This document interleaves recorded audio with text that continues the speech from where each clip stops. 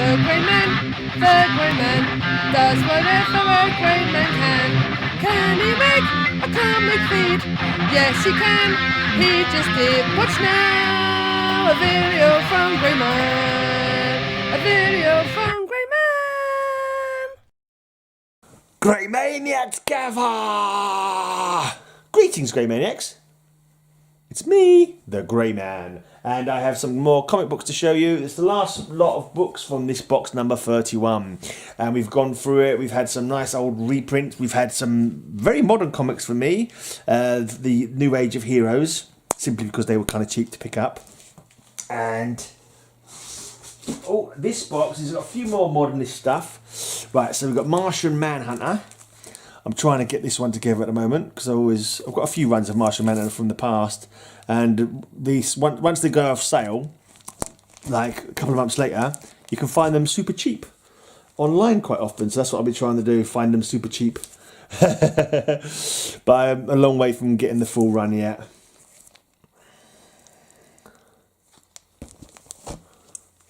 So I think there's 1, 2, 3, 4. The next one I've got is 9. So I've got a fair old ways to go with that run still. Right, and then I've got Terrifics. I managed to pick up quite a few of those, but I have still got some gaps.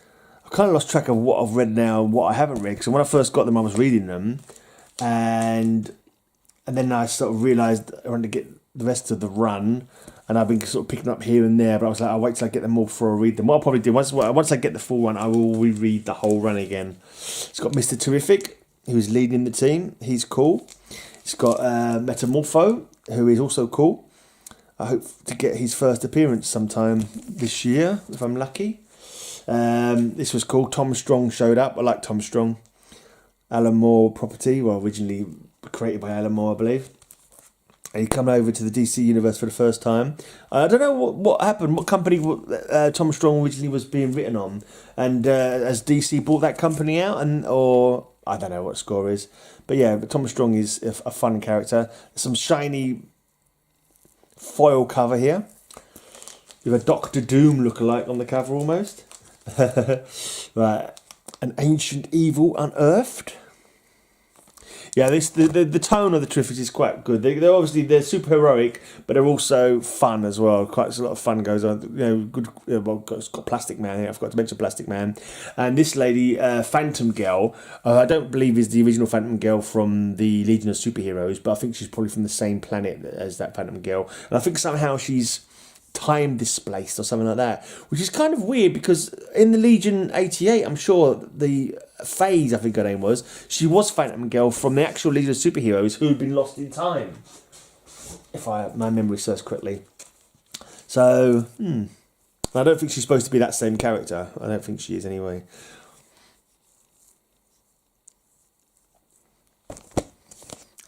It's kind of Metamorpho and Plastic Man are kind of like similar in their style of, like, Metamorpho could change his body to different elements and shapes, and Plastic Man can obviously become all different shapes.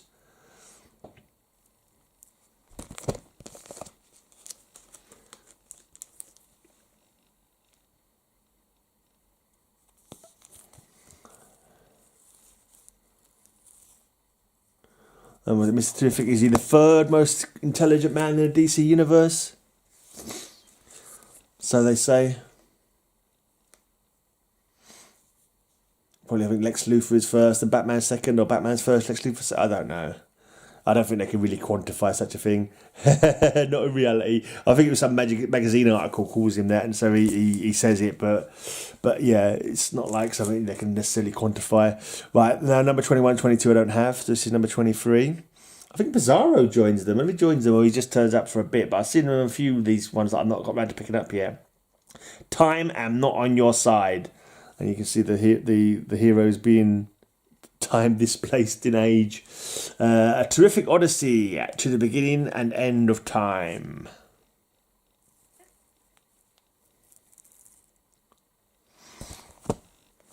Right, number 25, extra size anniversary issue. I believe the end of their run, they decided to do it digital only, which is a bit annoying for people who were collecting the comic books. You're collecting the comic book and they suddenly tell you, oh yeah, the rest of it's going to be digital only. How annoying would that be if you don't read digital? Right, number 27.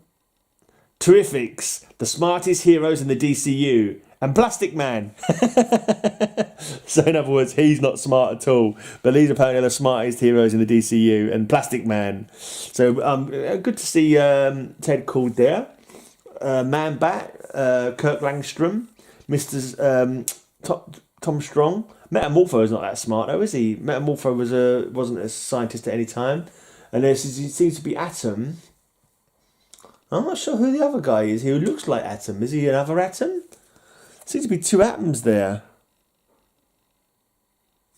This guy here's got it's a T for Terrifics on his belt. So maybe there's two Atoms. There have been various Atoms.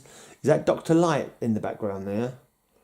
Yeah, not too sure. But anyway, the Terrifics. Right, and they've got the Terrifics annual. Right, now the rest of this box is my Atlas comics. Let me get them all out so I can show them. Right, Atlas as in the company that came around in the 70s and only lasted a few months. But the guy from Marvel was he left the company, and when he left he said he wanted his son to be in charge or something like that. But as soon as he went, his son got fired or laid off or something. So he, in retaliation, he made his own company again, and he started trying to sort of undercut Marvel, I suppose, and he was paying the artists more money and that kind of thing. But the company didn't last very long. Probably wasn't making enough money, so it's a shame. But it was an interesting little chapter in comic books, and I heard about it. And this is another one I heard about from Charlton 66, and who's not making enough content at the moment? Charlton 66. If you see this, why aren't you making any more videos? I've not seen your videos for ages. So that was the Brute and Sergeant Striker's Death Squad. This one is cool. I said this cover needs a shark. I remember saying when I first got it, they're fighting. There's an hand grenade, there's a mine, there's things exploding overhead. He's fighting some guy with a knife. And I just if there was just a shark just hove into view as well, just to add the extra impact. Right, some more Sergeant Striker's Death Squad here. Yeah, they came out and they had characters kind of similar, but also they was embracing every different genre kind of thing. So you got your Hulk, the Brute. They would come from things in quite strange ways sometimes, I thought, as well. Almost, I was reading, although they finished early, I was kind of thinking to myself, I'm not sure if this had much legs anyway, to be honest. So how much legs would this series have had? But I suppose if intelligent enough writers, they could have prolonged it, like they can of any comic book, I suppose. The writers can think up new ways of telling the story. But sometimes it's the Brute, he's just literally a mindless brute. And it was how can they keep this story running if they had carried on going? And the Grim Ghost is kind of a Ghost Rider-ish kind of guy, but claiming souls for the devil. So it's like a mixture between Ghost Rider and the Spectre, but rather than being the Spectre of of God, he's like a claimer of souls for the devil kind of thing. The Grim Ghost. Some of the stories were a little meh, but it was just it's just nice to have them, and it's just cool. I feel like I've captured this chapter, and I've got all of them now. But if you want to see, all of them now apart from the Vicky ones. If you want to see a full run of these, Roger has got a full one of these. Metarog has got a full one of these on his channel, and he did a special on them a little while ago. And quite often in these as well, they don't run for very long. For this example, this was Morlock 2001, and then suddenly goes Morlock 2001 and the Midnight Men. It's maybe they was going for a different change, but then it just ends. And I think this one ends when they're about to push a button, to blow up the whole base that they're on. And it's what will happen? Come back next week to find out. And there is no next week. So, those characters are stuck in that limbo of about to be blown up. Right, and then we've got some, horror comics. Tales of Evil. John, what happened? Eee! And they've got some cool art on them as well. This is featuring the Bog Beast. Gasp! I warned Bruno not to taunt the beast. I warned him. Now the monster is free, and even bullets can't stop him. Nothing can. I think the bog beast story was a pretty good one, actually. Like, the bog beast wasn't an unthinking, it was kind of like Swamp Thing-ish, I suppose, in the fact that he could think. I think he might have been an alien as well, actually. I can't remember now. Tales of Evil featuring the man monster. My laser gun. It didn't kill him. Instead, he's changing. Changing into what? Epic origin story. Is he man or monster? Yeah, that was it. That was the end of the Tales of Evil. A shame. Right, Kid Cody, Gunfighter, and the Comanche Kid. So, they killed your pa, but I'll even the score, I swear it. A new hero, a new story, birth of a gunman, and introducing the Renegade. And that is the only one. That's the only one of Kid Cody. And the Comanche Kid. And then we've got a single issue of Blazing Battle Tales featuring Sergeant Hawk. Yvette must be inside. Let's pick up the plans and beat it. Yeah, Yvette's inside, alright, but unfortunately Jerry's got hold of her. The Ratsies have got her. And that's the only one of the Blazing Battle Tales. Right, then we have Wolf the Barbarian. Oh yeah, getting into some fantasy Conan type stuff. With Wolf. Oh yeah. Tentacles on the cover. Oh yeah. Can't go wrong with that. There is no escape, Wolf. If my water demon does not destroy you, then I will. Starving demons battle Wolf in a world of the fourth dimension. Read The Monsters of Famine. I've actually got this one as a slab. It was a 9.6 slab, which was a lovely present sent to me by Unruly Simeon. Thanks, mate. Thanks once again for that. Right. Wolf the Barbarian. Can even Wolf the Barbarian survive the revenge of the rat creatures? He does. He does survive because there's a fourth issue. And last issue, Sword Against Demon Sorcery. Can Wolf survive Death Knight in the Darkling Forest?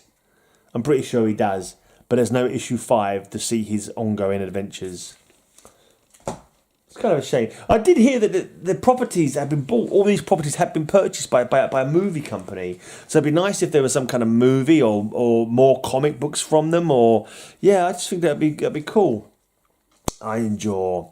He's another barbarian type fantasy one, but this is actually sent in the far future, and he's got a jaw made out of metal. He gets his jaw ripped off, and they give him I think part magic, part technological mastery jaw. Interesting. Weird. Right, I enjoy fight serpents of hell in the Lizard King. Iron Jaw, and now the origin of Iron Jaw: sword, sorcery, and savagery beyond belief. See, at the beginning there, he has a jaw, but above you can see what he looks like when he hasn't got a normal jaw, but instead an iron jaw. Crazy concept. Right, and then there was a comic called Barbarians, and it features Iron Jaw. So this is like the first issue. So this Iron Jaw definitely got the most. He got 5. He actually appeared on 5 covers, by the looks of it. Yeah. So I don't know why they decided to give another comic. Why they decided to have another comic called Barbarians featuring Iron Jaw. Like it was. I don't know. Maybe Barbarians was going to feature different members of the Barbarian. Maybe Wolf would have been on the next cover if there had been a next one. Right. This is another one off. Fright trademark. Featuring the son of Dracula, startling origin issue, spawned in hell to stalk the night, the strangest vampire of all. Obviously, Marvel had the Dracula title at that time, so I suppose this was to try and drag some viewers, some readers from that. But they only have got the one issue. Then we have this guy Phoenix.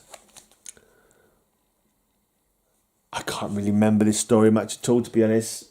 Probably one of the least interesting ones. The art's not bad, but I can't say I recall what the character did or what his situation was. He looks too bandy. If you look at him, he looks too bandy somehow. Like his legs are too long and lank. It's like he should be called Beanpole Man or something. He just seems too long in the limb. Oh, actually, I think I do remember this now slightly. I think he was an astronaut. There were some aliens. I seem to recall some aliens. He got some powers somehow. I don't know, I can't remember how now. And he was like in a secret war against the aliens, I think. Yeah, that rings a bell now. It wasn't too bad story, actually, thinking about it. No, it's just once I remembered it, it's like, oh yeah, that's what happened. Yeah, it wasn't too bad. Could have had legs if they kept it going. But then, like in the fourth one, it became Phoenix the Protector. They decided to give him a more superhero-looking suit. They thought, well, you know, people aren't interested in this. Well, we're trying to change it up, see if we can, you know, spark something. But unfortunately, you know, obviously they weren't making enough money. They put too much money into it, and whoever's in charge just thought, you know what, let's just let's cut our losses. I'm assuming that's what happened. Right, another one shot, Demon Hunter, Fantastic Origin issue, and the characters that were created in this run were actually owned by the people who made them, owned them. So they, once they finished with Atlas, they was able to take them to other properties. So Demon Hunter did go to Marvel, and but he was called Devil Slayer, I think, in Marvel, something like that. Watch Roger's video, he remembers. And then we got this guy, Scorpion, who again, he went on to become Dominic Fortune in Marvel Comics. Pretty much. He's exactly the same looking sort of costume and that. The Scorpion. But you see, he only looks like that in the first picture. He sort of changed every cover. He's sort of changed slightly. He looks different in this one. And in this one, he's got a whole different costume. This is another example of them trying to change it up. The golem is too fast, too powerful. I can't defeat him. Nobody can. You're doomed, Scorpion. You'll never survive the night of the Golden Fury. If that's not a Red Skull knockoff, I don't know what is. The Golden Fury. Right, then we have their sci-fi... slightly more sci-fi than horror, I'd say, but it's Planet of Vampires. A world gone mad. 6 astronauts return to Earth and find it ruled by vampires. Yeah, it's kind of like Planet of the Apes as well. I think they get knocked off into the future or something, and when they come back, most people are vampires, and whoever ain't a vampire is food. So yeah, interesting. Don't struggle, my dear. Soon you shall rule by my side as Queen of the Vampires. The last humans on Earth battle for survival in Quest of Blood. There's a bit of scribbling on this one. Someone's kindly decorated it with their amateurish scribbles. Right, number 3. You're too late to save the girl or yourself. Kill, kill. The vampire hunters battle their bloodlusting foes with all Earth as the prize. And that's the last one of Planet of Vampires. It wasn't a bad read. It wasn't too terrible. Not too great, but not too terrible. And then there's another one-off. This is their take on the old Shang-Chi kind of character, the martial arts character. This is the Hands of the Dragon. From the holocaust of From the holocaust of an atomic explosion comes the toughest kung fu fighter of them all. I don't remember that being his origin. It's been a while since I read it, but yeah, we can't say I recall him much. It's only one shot anyway. It's not much to recall. But yeah, some of my Atlas I can see from this one haven't got any staples. I bought a lot of Atlas that were stapleless, and I managed to get them cheap. It's I don't mind. So I can read them still. I think some of them took the staples out and put them in a binder of some sort. That's what I assume. Right, then we have Weird Suspense starring the Tarantula. Though I die, Count Lycosa, you will bear my curse, the curse of the Tarantula.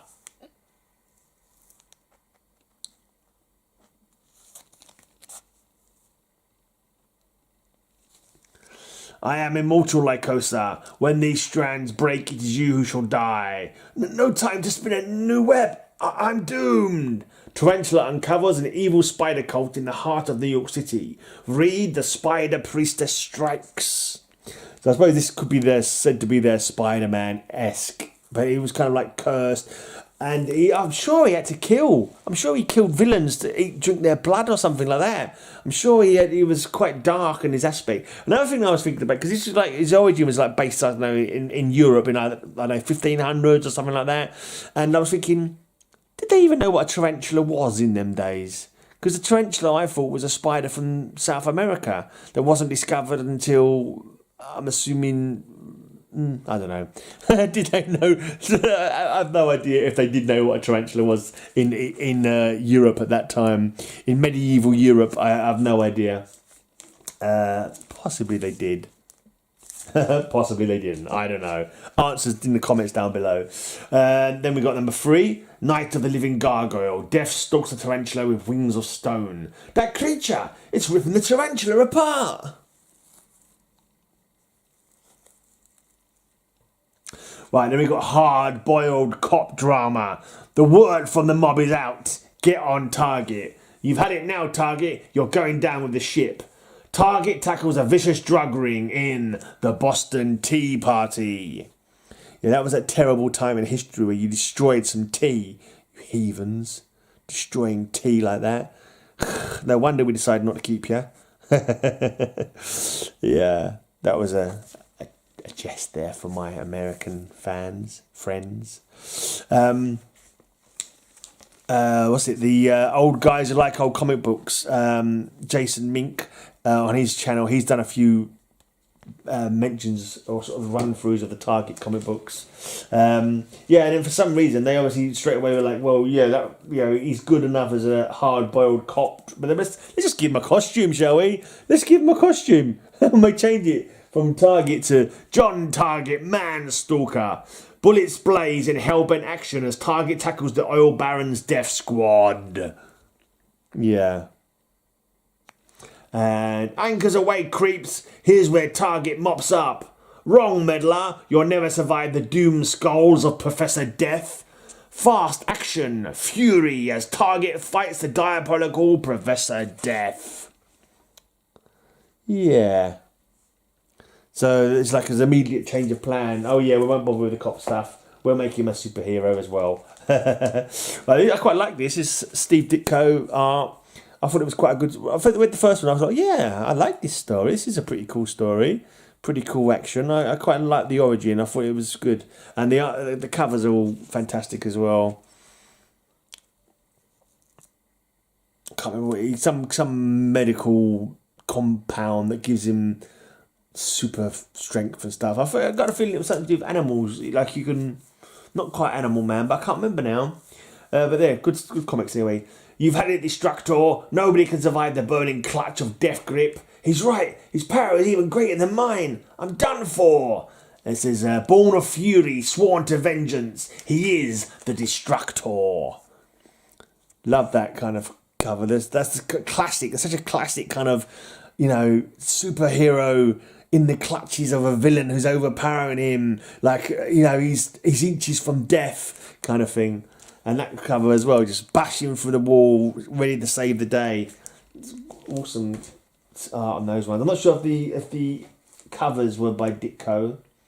No, this is Lieber and Wood on the first one, and the second one is Lieber. Yeah, but good stuff.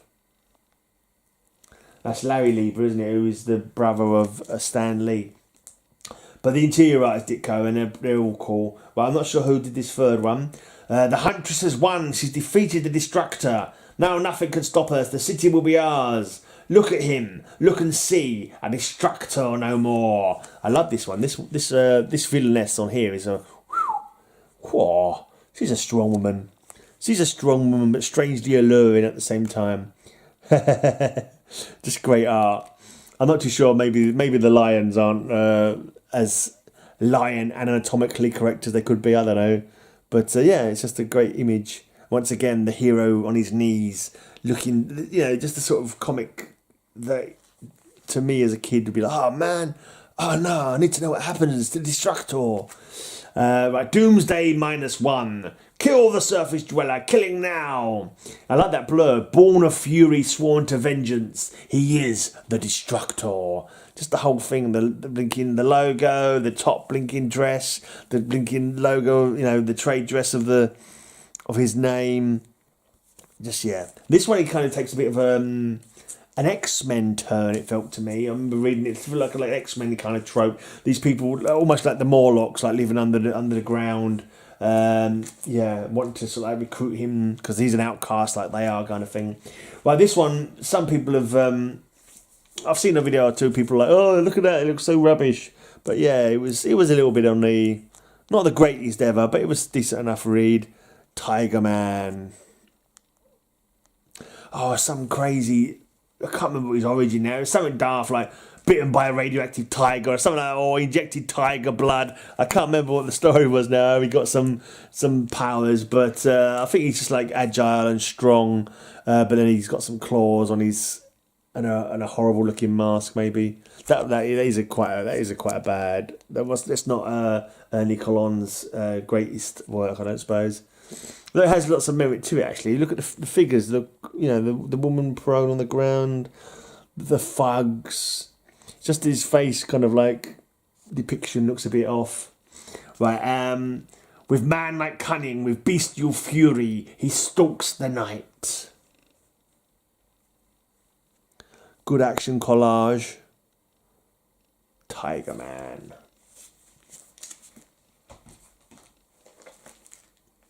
Right, the most savage superhero of the Atlas Age.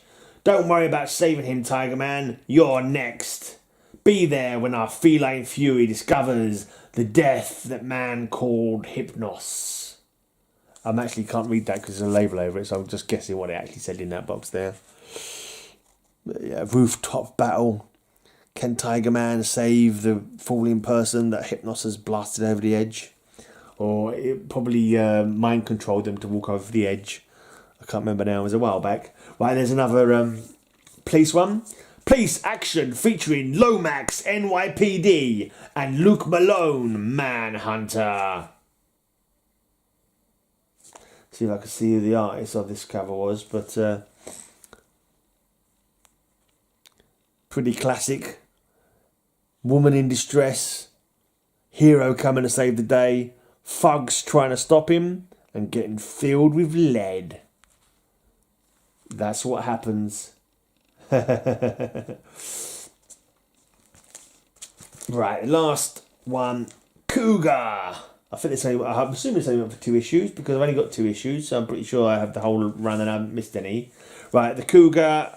Right, a Hollywood stuntman turned night stalker. Don't miss his first action-packed adventure, Revenge of the Vampire.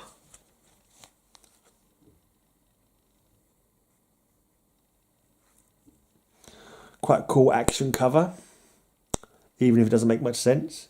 So he went there, he managed to swing across there, up. No, that wouldn't work. Unless he's got some super strength as well, maybe. Beginning in this issue, the origin of the Cougar. The Cougar and the Wolfman. They're falling. They'll both be killed. I think this is in the days before Cougar became a term for older women on the prowl for young men. Anyway, that was it.